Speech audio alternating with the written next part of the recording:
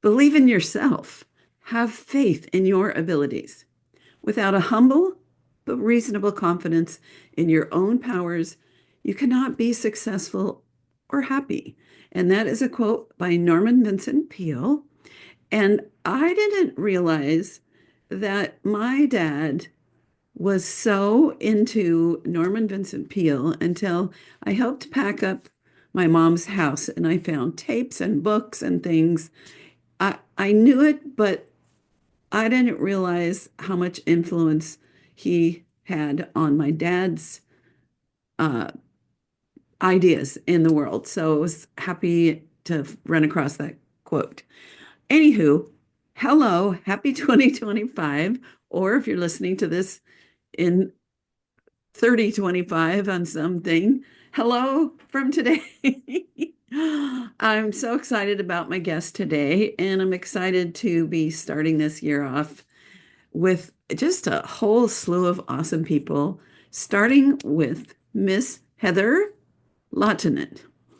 Who is she, you ask? Well, she's an award-winning wedding and portrait photographer in Pittsburgh, PA, with 20 years of experience both as a photographer and an entrepreneur. She's built two businesses with over six figures and is now an expert in marketing, pricing, and business strategies, but also in what she and I are going to talk about a little, which is the woo-woo of success, the um, the mindset, the way to think about things, all that stuff. She is a certified mindset coach. She's a productivity expert and she mentors all kinds of photographers. And she also has a podcast called Flourish Academy Podcast with Heather Lahtinen. And she often says, maybe she'll say it again, if you aren't getting the results you want in your business, it can either be because it's a math problem or a thought problem. And that P.S., all problems are thought problems. I love that. So welcome, Heather. Thank you for being my first guest in January recording wise. Hello. It's such a privilege to be here with you, Lucy. Thank you so much. When I first heard of your work and started listening to you, I thought, and this was years ago, I thought, oh my gosh, I need to talk to her because I believe that we are cut from the same cloth, Mm-hmm. which is, like you had just said, I always say, if you're not getting the results that you want in your photography business, it's either a math problem or a thought problem. And because we have calculators and we can do math, that means it has to be a thought problem. And to go back to your quote, okay, first of all, how in the world was your dad so far ahead of everyone in that time frame to follow Norman Vincent Peale? So my dad was a pastor, and I didn't know until I had a wonderful conversation with my mother's great uncle. No, it was uncle. He said, your dad was kind of a mystic. That my dad was quiet and he was very, what do you call it, left-brained. Mm. And we just didn't really have these kinds of conversations. He was the, oh, hi, honey, here's your mom when I called. And one of the saddest parts of my life is not being able to talk to him about these things that I know we would so connect on this. But he passed 27 years ago, just when I really, like, I've always been Wayne Dyer and uh, the Illusions, Richard Bach. Have you read that little book? I don't know when you had mentioned that, and when you said Richard Bach, I in my brain I was like, oh, Richard Dotts. No, but they sound very similar. Richard Dotts, you would love him, by the way. He has a lot of really woo woo books, and they're around illusions. The one I was thinking of when you said that was I don't remember the exact name. It's like money is an illusion or something, or Hmm. your thought, something very similar. So no, but when you mentioned that book, I actually wrote it down. So I You will can have read that it read. in 2 hours, but it Yeah, yeah. it changed my life in my 20s. I wrote down all these quotes in it and have thought of those over the decades. Decades, I can't believe that. Anyway, so my dad, he also attended. Robert Schuller's uh, ministerial coaching something, became a better preacher, but he was very power of positive thinking and mindset. So yeah, it's like all these seeds were planted in me, and I was clearly, going to ask you, I mean, you answered part of this question. Obviously, your dad did not talk to you directly about it, but you must have picked up on it. oh yeah, yeah, yeah. Well, and I knew, he did talk a little about Norman Vincent Peale and things, but I was young. Like I knew he was into the power of positive thinking um, through that, but there were tapes and books and conferences, and I found just a couple days ago, I found a little pendant that must have been handed out at a conference that said like, I don't know, what you think about expands, or I can do this, or anyway, so yeah. And if people don't know what we're talking about, But this was unusual in that the people that were power of positive thinking and were also ministers was actually a very small group of people, because some of the Christian sects rejected this thinking around positive, this idea around positive thinking. Obviously, Norman Vincent Peale was one of the fathers of this, and then the people that sort of studied under him. But it was still an unusual combination, wouldn't you say? That like the minister. yeah, yeah, yeah.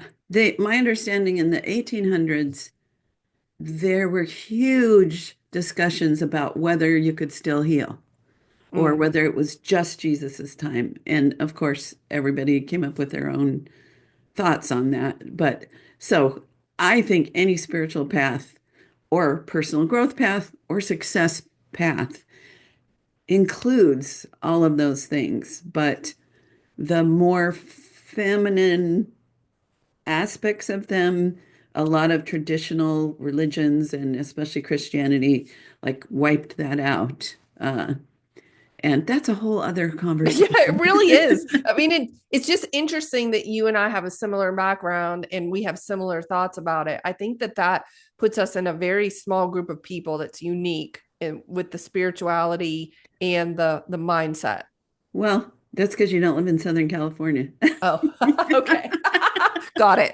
No, that was just a snappy answer to a good thought. Honestly, I have found in the 42 years I've been in this business how many photographers are drawn to the soft side, the inner side of success. I think creativity, and especially as we allow our creativity to unfold, this goes with it. The magic, like the sitting on my porch and imagining the ideal client coming to me as if by a magnet. I know other photographers that now you gotta do the work. One of the spiritual teachers, Ernest Holmes, says you gotta treat, which is meaning like pray or put your intentions out there and move your feet. You can't just sit here.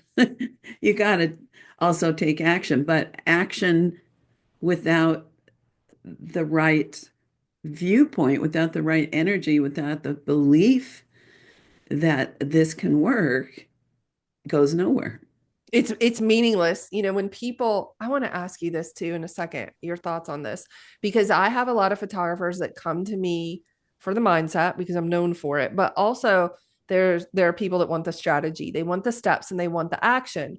And I say exactly what you just said. I could give you all of the action steps in the world and every single worksheet that we have. It's not going to work if you don't believe that you can find clients that are ready, willing, and able to pay. So Mm-hmm. the thoughts create the action and then the results. But I was curious for you, how many photographers come to you looking for the mindset versus the strategy? So my coaching business teacher, his name is Christian Michelson. one of the first parts of his program, and he's like, he's got zillions of followers and people that he's taught. That there's always conversation about what should I coach on? Should it be business? Should it be mindset? Should it be this? Should it be that? And he made it really clear that saying it's business is the wise path because the mindset, the inner game is naturally going to come along with it. People don't look for, I want to change my thinking and change my life. Right. Right. That's true. Yeah. Generally, they think this isn't working, or I have a dream, I have a goal. How can I make this work? And the inner work ends up coming into it. And now there are some people where they've got the inner work, they just need some strategies. Right. And I do find, I don't know, I'll put it back to you, but I find that people often, if they're interested in having me as a coach, mentor, have picked up that I add a little extra flavor. Tell me about your experience with that. Yeah, that's definitely my experience as well. But I remember starting out early in my mentoring career where people, I mean, I'm talking like 15 or 20 years ago, would come to me just for the strategy, just give me the checklist and tell me what to do. And then I realized very quickly that that wasn't working because I would give it to them and they wouldn't get the results, which, to be honest, Lucy, perplexed me at first because it was like, they know what to do. Why can't we just execute on this list? And then I started to realize that it was more about not only your mindset, but something I call your self-concept, like how you view yourself. So, for example, I have this really simple, because I'm just a simple person, marketing process. I say all you need to do is go meet people, tell them you're a photographer, and make them an offer. Like, it's really simple. But if you are not comfortable telling people you are a photographer because you don't have the self-concept as a professional photographer, then you will never take the actions necessary to execute on, say, for example, pricing or working on your in-person sales or the products that you offer. Because what you said just a moment ago, I think was key. It was like, if I don't view myself that way, then the actions won't flow correctly. But if I do, then they will become a natural outcome of my thinking. So when I meet people and they share, their obstacles, challenges, what's going on, I see it very simply. It's just, oh, we just need to get you thinking like a professional photographer. We just need to shift the self-concept. This is also what contributes to like imposter syndrome or feeling like a fraud, because they tell people they're a photographer, but they don't really believe it. So it feels disingenuous. So over time, that's a long answer. Over time, good answer. I have moved from, 20 years ago, giving people the strategies and lists and saying, go do this, to doing both of those things. Like you said, talking about the mindset and the self-concept. And yes, here are the things that will contribute to higher revenue, but they are definitely intertwined. They go together, and you can't have one without the other. It just doesn't work. Right. And I started having my clients do what I call a timesheet before every session, and keep track of how they're spending their time. Oh, interesting. Which is the more practical, because I was finding, I give all this great info and then it just wasn't going anywhere. And then I was like, okay, I need to have them keep track of their time, which a lot of times they don't even do that, which tells me they're not committed enough to put the work in. And so often the people that I don't see achieve the goals that they have their heart set on, they're not putting any time in. But if you're putting in time, like I have an acquaintance who has done all of the things that all the teachers teach, but there's something about her or her attitude that is negative, and so nothing happens. Mm. So I guess the thing you and I both so agree on is that like the word mindset is now so common, but I don't know, can you explain what I mean? Are you picking up what I'm putting down? I'm trying to think Yeah, of how to word totally. it. It's, a couple of things. Something you just said is really important. My coach always tells us, like, you have to have a positive mental attitude. You really have to, even when things get difficult, you have to try to remain positive in your belief. So Mm, that's the key, is like, I believe that this can work for me. I believe that I can do this, because so often we lack that belief. And so, how committed can we actually be if we don't believe it's going to work? And, if you think about it, Lucy, it makes perfect sense. If someone doesn't believe that it's going to work, why would they commit to it? They're not going to. hmm So you have to start with the commitment, because I believe I can figure this out. I believe I can make it work. And really, honestly, I really think anybody could build a six-figure photography business, because everyone's capable and there are so many resources. So like, I when I any person I meet with or that comes into my world, I 100% believe that they can do this. But hmm it does require that they believe and that they are committed, because we can't even like get off the starting line, until we have those two things, which are the belief and the commitment. Because without those things, you're just always going to hesitate. And then you hmm hesitate, you don't take action, and Lucy gives you the list and you don't do it. And then you say things like, "Oh, I'm doing everything you say, I'm spending all this time." And then Lucy has you do a time audit and you figure out you're just deceiving yourself. You weren't hmm actually working on it. So I love the idea of that time audit. I think I might institute that in my world. Yeah, I break it up into keep track of your marketing, your office duties, your client time, which includes editing and sales and shooting and things. And then I always miss one. That there's a fourth one.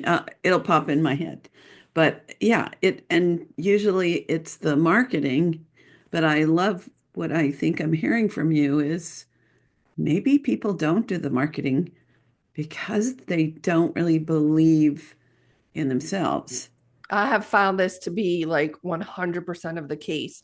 A couple of years ago, when I put this simple marketing plan together, meet people, tell them you're a photographer, make an offer, I thought to myself, oh my gosh, I had this huge epiphany. This is it. This is the simplest way to look at a photography business, and started teaching it, and everybody loved it. And then I learned that they were getting hung up on step one, which was Hmm. meeting people. And I thought, well, that's so interesting. Some of it is like circumstance and introversion and things like that are not a problem at all. You can work through those things. Actually, I have friends that put together a course on that because they're introverted and they're making six figures. That's a story for another day. But when I was saying meet people and people were struggling with it, I was like, what, help me understand what the challenge is. If you met someone in person, you're out in public, what do you tell them you do or who you are? And oftentimes they would refer to themselves in the past tense, like, oh, I used to be a nurse, or I used to be a teacher, but now I'm a photographer. So they hadn't yet shifted their identity. So this was an identity Mm. issue. Like, if I don't view Hmm. myself as a professional photographer, I'm not going to present myself that way. And people are going to receive it the way I present it, which is, a hobbyist or an amateur, or I'm not really serious about it. And then they don't hire us and we wonder why, but it's because of our own thinking that drove our actions and our words when we met someone. So then I was like, okay, let's work on the self concept. So we have this training and this idea around accepting. I say there's three phases, but you know what, Lucy, to be honest, I make a lot of this stuff up. So there's like, saying that you're a professional photographer is like step one. You have to get comfortable with that identity shift. Mm. For some people, they can do that pretty quickly. Other people, it takes a little time, not a problem. And then the second one is viewing yourself as an entrepreneur. Do I see myself as a business owner? That takes some time. And then the third one, I think, is being like a multi six-figure CEO, which is like the next level. And I think that at different points, we're in different phases of this. but you can't grow a photography business if you don't believe you're a professional photographer with a business. It's just not going to work. Yeah. Yeah. So is that what you call the belief triad? Yeah, I have that. Thank you for bringing that up. I have this I think it's like my core like training, my life's work in something called the belief triad. And essentially it's a triangle, and at the top is you, meaning the photographer. And then at the bottom right is your product and your service, and the bottom left is your client. And I Mm, always say there's arrows connecting all of these each way. So for example, there's a double arrow connecting you and your client. You need to believe in your client. And by that, I mean, you need to believe that there are people out there ready, willing, and able to pay. mm, Period. You need to believe that those people exist. So if you're the type of person that's like, nobody will pay this, I can't find anybody, this is going to be very difficult to get clients. So that belief is, I believe in my client. The client obviously has to believe in you and like you and trust you in order to hire hmm. you. You need to have belief in your product and service, like full belief. And the client needs to have belief in your product and service. And whenever there is a gap here, things will, and by the way, there always is. It's always Hmm. like ongoing. It's never done, this work. It's Right. just figuring out where you might need to improve. So I will begin by asking people on a scale of 1 to 10, where are you at with the belief that people are ready, willing, and able to pay out there in your market? And I don't let them use 5, by the way, because it's such a cop out. Come Yes. on, man. Like you got to lean one way or the other. So oftentimes I'll hear like a 3 or 4. And so then the next question becomes, how do we increase your belief that there are people out there? Because you can't find them if you don't believe they exist.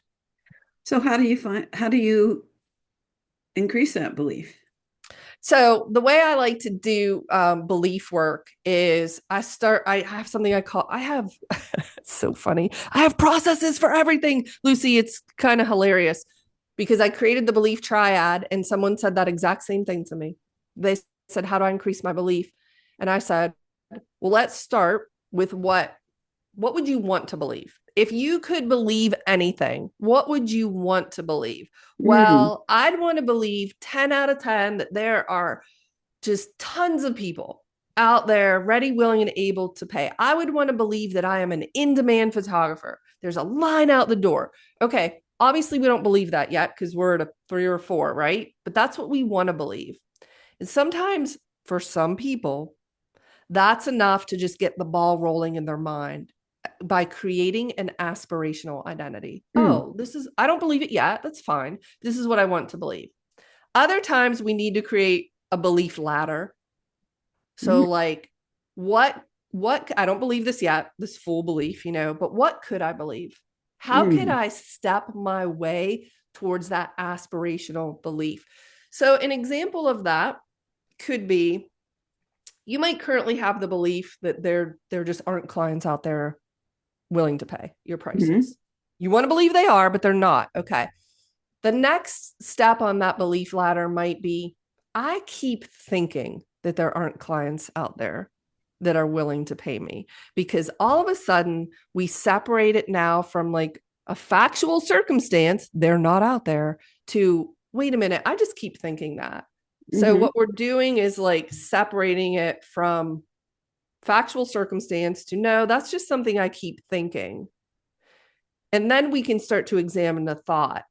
So if you say, I keep thinking there aren't people out there, the next thought could be, it's possible that there are people out there. Mm. So I keep thinking that there aren't, but next rung on the belief ladder is, it's possible that they're out there. And then you could, whatever you need to do to work your way up to a belief that there are people out there is essentially like stepping your way there. Oh, I love that. Um, and you and I know that when we come up with a thought and put it out there, something out there in the universe is going to show up to uh, confirm or provide what we need. So I'm thinking if somebody is exploring, I want to believe it. What do I believe now? Keep thinking this. You're going to run across somebody in a coffee shop that is making, $10,000 sales averages, or something you see online, or a Facebook friend, a podcast you listen to.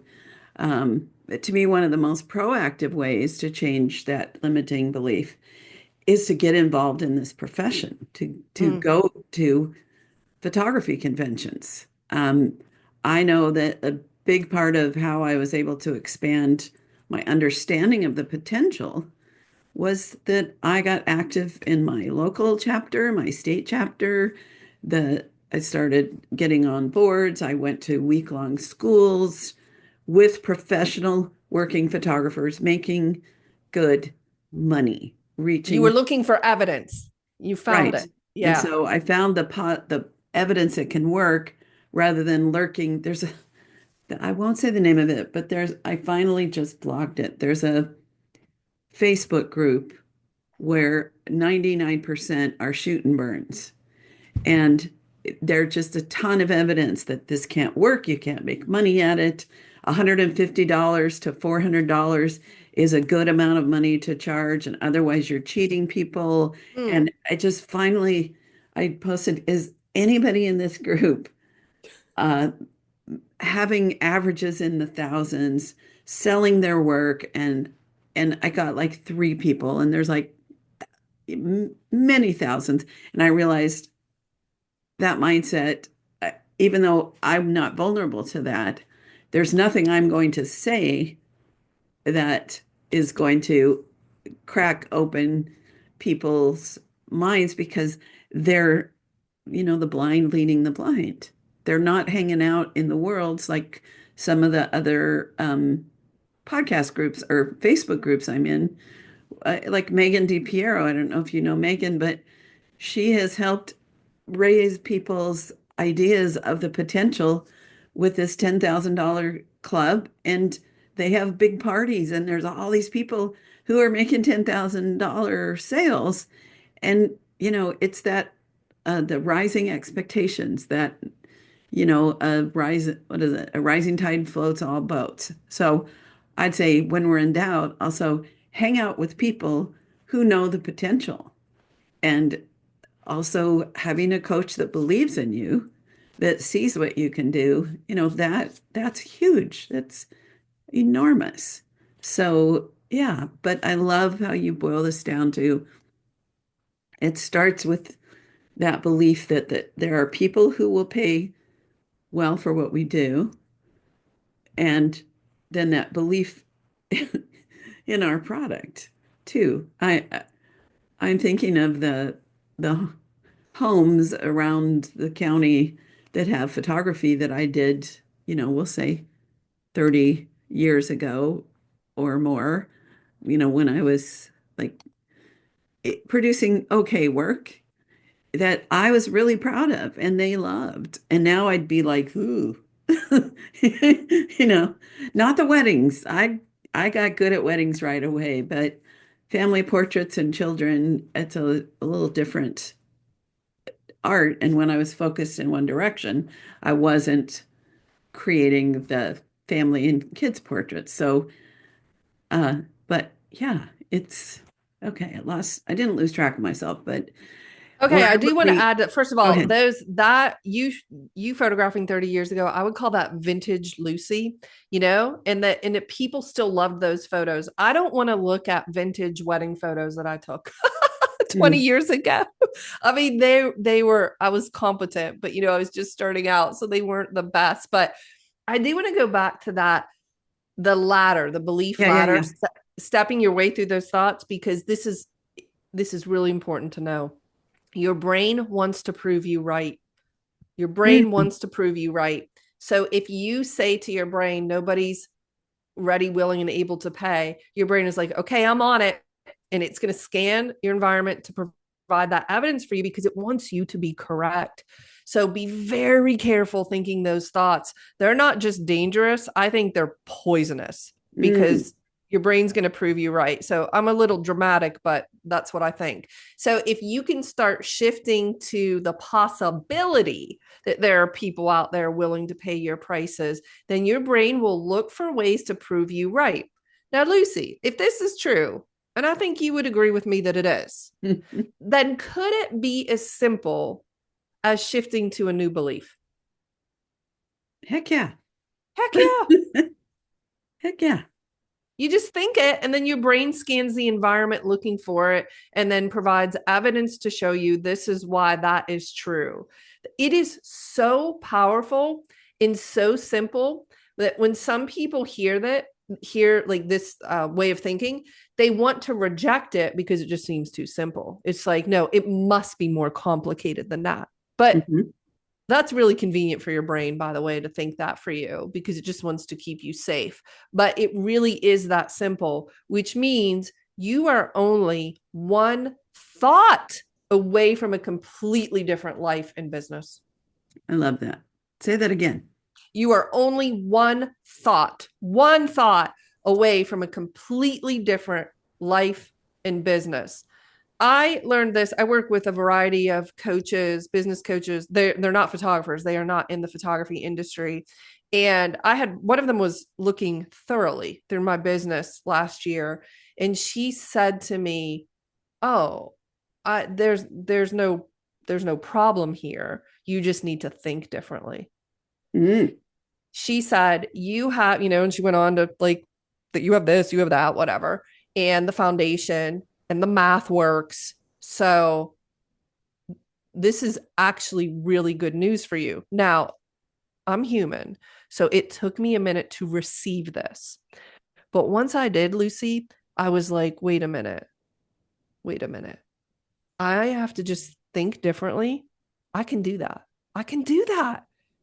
Because sometimes I get stuck or I start to feel overwhelmed with like, what do I do? What do I do with the marketing and the strategy here and the actions there? That's where everybody gets hung up. But I was pleasantly liberated by this news that all I had to do was choose a different thought. I can do that. So I just work on my thoughts, and then that shifts everything. Easy. Yeah. So how do you stay aware of your thoughts? Oh, you got to be on. You got to be on to yourself. Like, you have to be super aware of what your brain is offering you. And when you're learning this, I usually don't catch the thoughts. I just catch how I'm feeling. So, because that inner dialogue is so pervasive and like, at the sub level, it's really hard to see it. So I'll just notice I'm feeling very defeated or frustrated. And I'll get really curious. So when I feel things like I'm talking about in business, but also in life for that matter, I'll say to myself, oh, it's so interesting. Why am I feeling so frustrated? Oh, because I'm thinking I don't know what I'm doing. I'm thinking I can't possibly figure this out. But I was not aware of that thought a minute ago. I just became aware that I felt like crap. Yeah. And so you have to get really curious about what's producing your feelings, how you're feeling, if you're feeling overwhelmed. Or you can also, here's something I do. When I see myself procrastinating, I know that that's a result of a feeling that is driving inaction. So what I do when I procrastinate is I ask myself, where am I falling out of belief? Because if you believed that what you were doing was working and you were confident that you would get results, you wouldn't procrastinate, because you would just take action, because you would believe that it's working. So if I sit here at my desk one day feeling defeated, frustrated, and I'm procrastinating, I get really curious and I ask myself, where have I fallen out of belief? Is it in myself? Is it in my marketing? Is it, and it's usually something around my ability or my capability to either learn something or get something done. So to go back to your question is how do you become aware? You just have to recognize when you're feeling something or when you're not doing something that's not productive, or you haven't done anything in your business and you're not sharing and you're not marketing. You just have to ask yourself, okay, that's so interesting. I wonder why. I wonder what I'm thinking Mm-hmm. that's driving that behavior. And then you'll start to see your brain offering you a whole bunch of crap about how you can't make this work. You don't know what you're doing. You're a fraud. It works for everybody else. What about your market? What about your partner? What about your No, kid? You I know, mean, just, there's a, my city's too big. My city's yeah. small. Yes. Nobody Yes. has any money. The Everybody's economy. the economy. Everybody's selling it for so cheap. I can't. Yeah, all those little lies that we tell ourselves. There it is. You there, if you are feeling any kind of negative emotion, I guarantee you it's because of a lie formulating in your brain. Mm. It's always a lie because lies always feel bad and the truth feels good. So Ooh. that's how you know it's a lie. If you feel awful, you could also get curious and say, where is my brain lying to me right now? And if you become aware of those thoughts, then you could start just like looking at them, like, is that true? Oh, the sky is falling, the economy is bad, and there's a monster under my bed. Like, Hmm. it's just ridiculous. Your brain is just offering you up a bunch of lies. And then you have to get really good while catching it and then turning it around. What do I want to believe? I want to believe I can do this. I want to believe that I can figure this out. I want to believe I can build a six-figure photography business and maybe leave my corporate job or whatever your goal is. Okay, I can okay. That feels possible. That feels good. How could I make that happen? And just start looking for better thoughts and better Mm. questions that lead to better feelings. I like that. Better thoughts.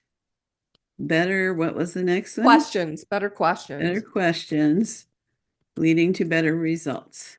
Yes, better feelings, better results, better action, better results. It's like your brain will do things like when you're really spinning, it'll do things like, how do you know you can figure this out? You don't know. When have you ever made this or how have you? It will present you with crappy questions. Hmm.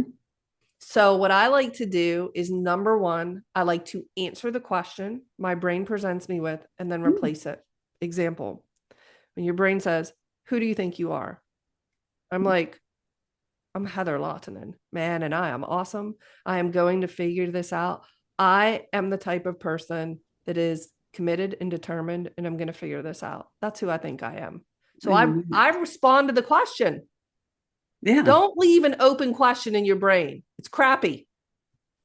I love that. I'm the type of person that I I think that would be such a great like journal prompt, like every morning to Yeah. start with I'm the kind of person that, and then fill in those positive Yeah, things. the identity you want to embody. Like, Right. don't let your brain give you some crappy identity. Another thing your brain will do is like, well, to question everything, but it will be like, what if this doesn't work? What if you can't find clients? What if you can't get $1,000 sale? To which I respond, you might be right, but we're going to try it anyway. Mm. Because I really try not to form an adversarial relationship with my own brain. Like Now, that. periodically, I I feel will like, tell it, no, you're wrong. right? Right. No, shut up. Yeah, I do that for sure. But I try not to because I know it's just trying to protect me. So usually I say, thank you. You might be right. Mm. And this is what we're doing anyway. Oh, I love this. I love this. Um, I'm going to pause for one sec because I had a thought and I was so intent listening that then it's like sitting like a little bird on a perch somewhere. Hold on one sec. Okay, I'm back. So first I wanted to mention a book that it's called The Untethered Soul by Michael Singer. And he talks a lot about developing the ability to, like, we have this us that never changes. We are your Heatherness, my Luciness is there the day I was born or before, we don't know, and is always, and even like when my dad had dementia, he was still like the him that's him was still there. The body, the brain, they were not always cooperating. But so we have this self that is, I think he calls it the witness or the observer. So when we can cultivate and be the witness, witnessing like, look what she's doing today. Look what she's thinking right now. Huh. And the goal of meditation is a lot of times not about being quiet, but noticing our thoughts. So there's like two of us sitting there. Our our real self, our essence, which as humans, there's so much noise inside and out that I think most people are detached from that self that's their real self. Like I can travel alone a lot because I'm not really alone. I've got this me that's taking me, you know, that's paying attention. So, anyway, so that book, he talks also about noticing like thoughts. I love exactly what you said about every time we're feeling a feeling, it most likely came from a thought. So I started practicing, like in the grocery store. This was a specific, I noticed I was starting to feel judgy about the person in front of me and what they were doing. And then I noticed that I thought, oh, I'm feeling this feeling. What's the thought behind it? So the thought could have been like, I'm late, or why is they so pokey, or some other thing. And then he suggests that we take that feeling and thought and we push away from it and we let it drop. Mm. To like And separate. Like it's like, yes, yeah. separate and let it, like I imagine it just sinking into the earth, going back from the nothingness Mm. where it came. The most powerful one, because he says we've got baggage that's hooked on us, like chains and all kinds of things from the past. So my best client, I won't mention it, who it was. It's somebody famous. I worked with them for 8 years. I've done like 30 sessions with them. There's an exit on the freeway that always went to their house. And I think the digital revolution did me in because I think her new assistant must have had. Anyway, I have a theory about why, but she stopped using me and I was heartbroken, not because of the money, but the relationship. Every time I went past that exit, I would feel bad. And then I was listening to that book on tape and I'm like, okay, I'm going to see if this works. So, what I imagined, so I pulled over to the slow lane. I imagined driving under. First of all, I noticed what I was thinking and feeling and why. And so I said, I want to be free of this. So I drove under the sign and imagined that all of the chains, all the feelings, all the attachments were cut as soon as I went under there and that I was completely released from it. Wow. And I don't feel bad anymore when I see that sign. I just feel You're good at grateful. that's like a visualization thing. Visualization, feeling, imagining, it was visceral. Like I let myself be really in the discomfort and sadness and disappointment, maybe a little anger that she never gave me a chance. I like, okay, so I'm just gonna picture that it's just like melting. It's all just gonna be Hmm. released and kind of, you know, under this sign after that, it just is not attached to me anymore. Wow. So it's like you processed it. No, I No.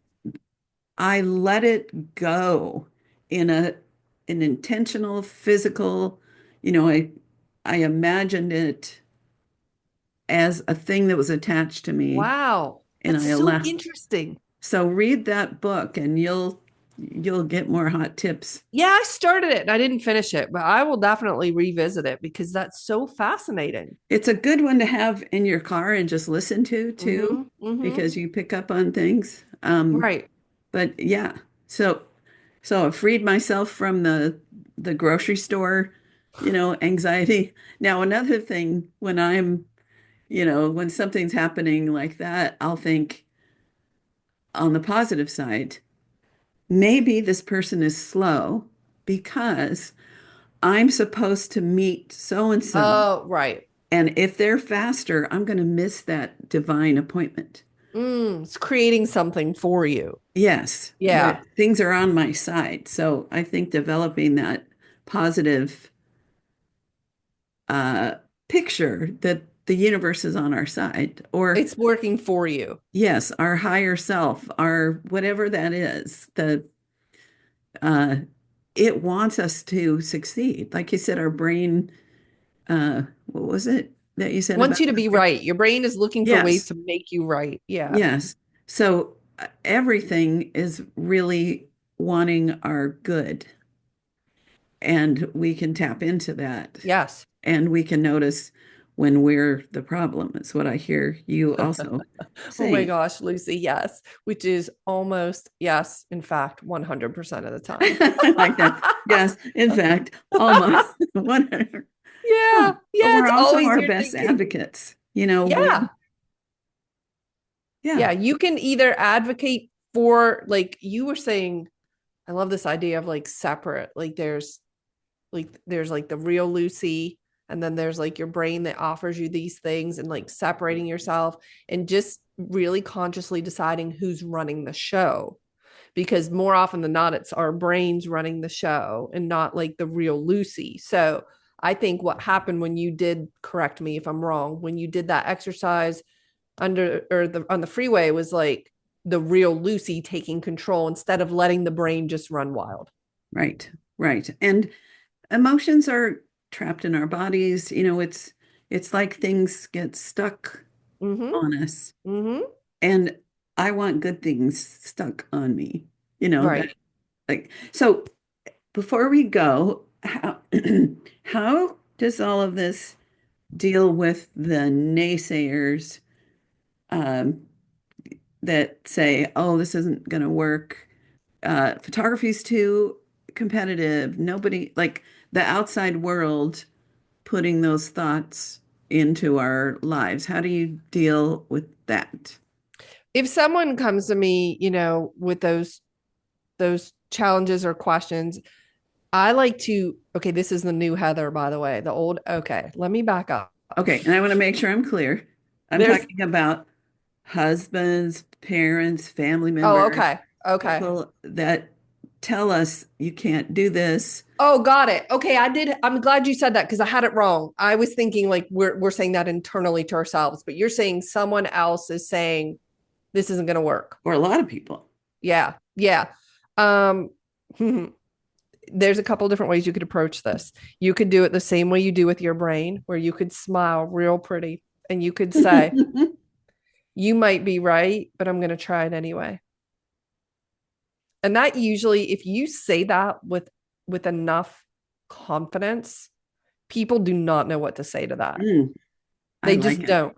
So, but if you sort of, think in terms of your posture, if your general posture is kind of hunched over and, oh my gosh, they might be right. Like if you believe them, that's the problem. The problem is when you receive it. The Mm, thing is, I don't receive that, nor do I believe it, which is why I'm able to very confidently say, okay, you might be right, but I'm going to try it anyway. And then I chuckle and I say, watch me. And then I laugh all the way to the bank. And I'll tell them that later. But I understand not everybody's like me, and some people might be not quite as certain. Here's what I would do. If I'm getting that type of feedback, I would first sit with myself and ask, like, how much is this impacting me? Meaning, do I believe them? Is there any part of me that believes that?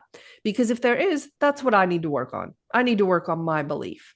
right. But if there isn't, and you're starting to like tap into some of Lucy's thoughts and my thoughts, and you're like, no, I can definitely make this work, then you get to decide what you say, how much you want to share, what you want this to mean. I definitely had people in my life that said that to me. I was leaving a very lucrative job as a mechanical engineer 22 years ago. And they thought I was crazy. Like, why would you just not stay in this engineering job? It's so good and stable, and they will suck your soul, but you'll have a paycheck. And I'm like, no, this is what I'm doing. And I really didn't know if it would work, Lucy. I didn't have the evidence and I didn't have what I have now. So I just decided that that's what I was going to do. And they were entitled to have that opinion. I could see why they would have that opinion because it's scary to leave a job, but I'm willing to do what you're not willing to do. So to the person who says that to you, the husband, the friend, the mother, or whatever, thank you. I understand you just want me to be happy and safe. We have the same goal, but I'm willing to do something you're not willing to do. And it's kind of like until, which author said that? Brene Brown. It was like, but it was from Theodore Roosevelt, right? Do I have this right? Oh my gosh, somebody correct me if I'm wrong. But it was like, until you're willing to get on the stage, I don't want to hear from you. Like, I don't want your opinion. Like, you don't have to say it like that, but in your mind, you're just thinking, I'm the one that is willing to take this risk. So I'm going to be the one that is willing to manage how it plays out. And I appreciate your feedback. Thank you. You might be right, but this is what we're going to do anyway. Yeah. And then you just go for it. I just have this thought this is a thought, right? This is a thought that you can latch on to. Everything's just a thought. I have this thought that's like, watch me. I've had that thought, Lucy. I graduated high school early and I liked math and science. So they said, you should be an engineer. So I go to the college admissions counselor and he says, you don't have the aptitude to be an engineer.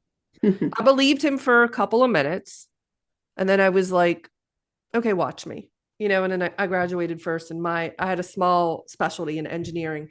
And I thought, I'm just like, that just fuels me.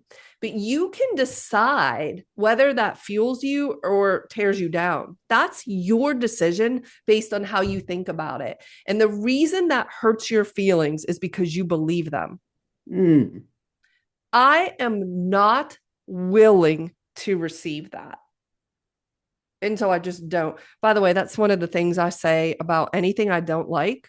Like if my kids are adults now, but if they say something like, oh, you were so mean to us, or they'll say something, I'll be like, no, you're entitled to your opinion, but I'm not willing to receive it. I just don't receive that. Funny, I say this for so many things, Lucy. I had a neurological diagnosis a year ago, and the neurologist is going over everything, telling me what I have. And I was sitting there with a smile on my face, and I said, no, sir, not today. I'm just not willing to receive that. And he was like, what are you talking about? This is what you have. And I'm like, I don't think so. I'm not taking it. By the way, I've been fine ever since, but I'm not saying there isn't something there. I'm just saying you get to choose how you receive or not receive something. And if it bothers you, and if you're like, well, he or she should support me. Okay, fair enough. I would love that. I would love if everybody supported you, but I don't need it. And here's why.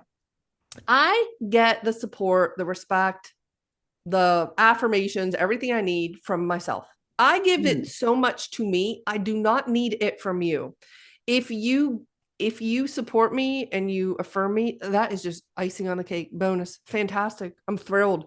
But I don't expect it because I don't expect people to understand what we do. It is risky and it's different. Yeah. And as you're talking, I'm thinking, okay, what if there is someone in your life where these decisions impact them too, like a spouse? Yeah. I would think the more we have the mindset that you're talking about, the I can do this, I'm going to do this. What if it might be right, but what if it does work?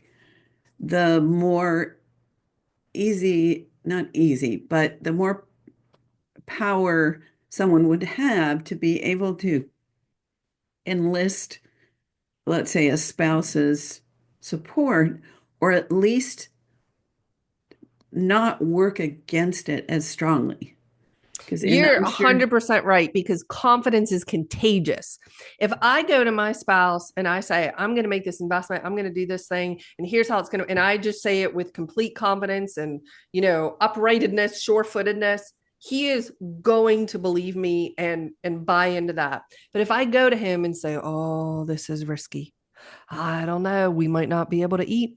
I don't know. Mhm. We might live in a ditch. I just don't know how this is out of a box. I don't know how this is going to go. Of course they're going to be scared. Right, not supportive. Right. And even because one of the things that feel frustration with is when I see it's usually women, although occasional men, where she's starting a business but hasn't gotten permission to spend any family money building the business.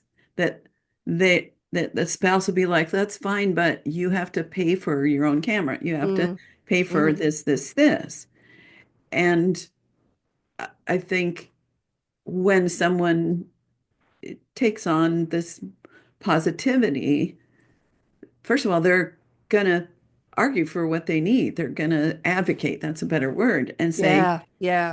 if you were starting a business, we would, or if we were moving to a new thing or we were doing something and we had to spend some family money in order to grow this or start it, uh, you'd probably say, yes, that's good. So I'm not sure if I'm saying this. I think we'd be a stronger advocate for what we need rather than just kind of surrendering to, okay, Right. you're the one that's out there earning money. So no, it's a team. Like I'm sad that I never had a lifetime partner with all the hopes and dreams that I had about all of those things, but it in many ways has been easier because Right. Right. I sink or swim on my own. Yeah, you have to figure it out because you depend on you. Right. And I'm also grateful that I had a job and I had a little business in the airport. My contract was canceled and I started in photography and I didn't have another job that then I was like leaning on. Mm, Like I had to make it work or I had to mm-hmm, do something. So mm-hmm. anyway, I love talking to you, Missy. Thank you. And you as And you're like well. you're like a walking like there's about 12 things you've said, mantras, I'll call it, that I could just make little flashcards and put them around the house. You're like a, Well, thank you, Lucy, but I have to give credit where credit is due. Much like yourself, I read a lot. A yeah, lot, a lot. So it's like all of these ideas, that you pick up on from the books that you read and listen to in the podcast, they just like come together in your brain with the knowledge that you have with photographers and you produce this content. yeah, yeah. And you make a point of remembering and repeating as these great phrases that you have and teaching them, and that's awesome. So, okay, we got to go, but I have two quick questions.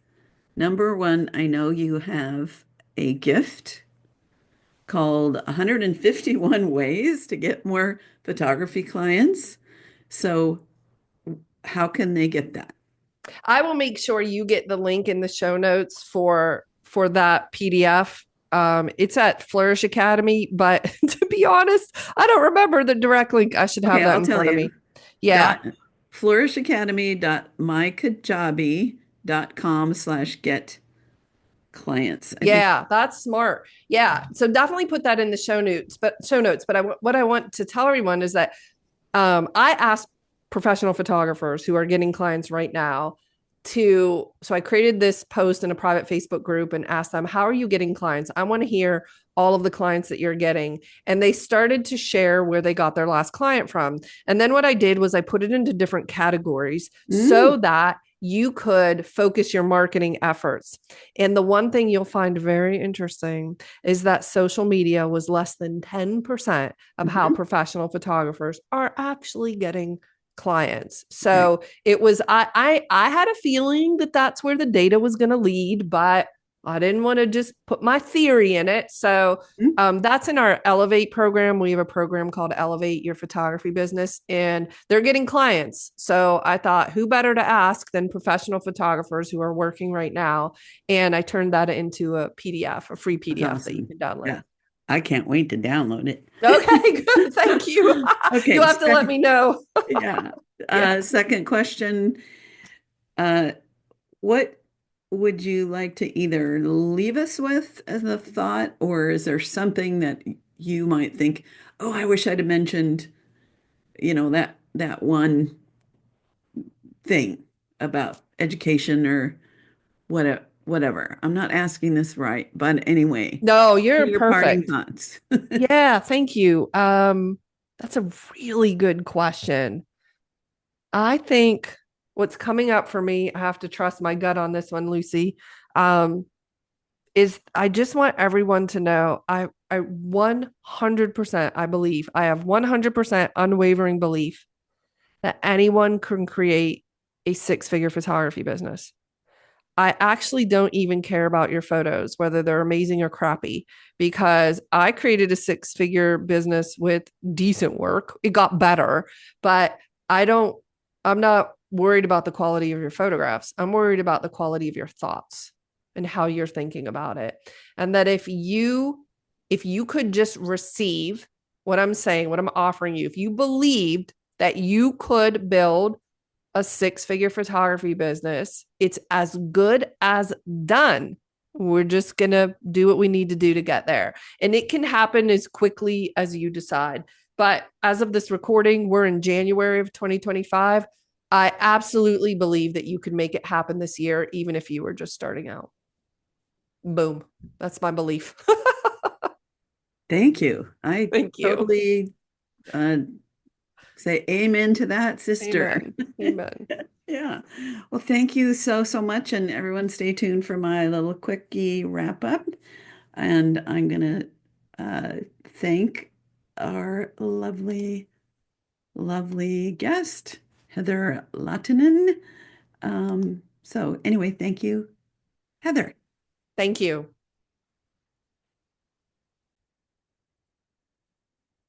Well, well, well, I think it's probably clear if you've listened this far that I found a new soul sister in Heather.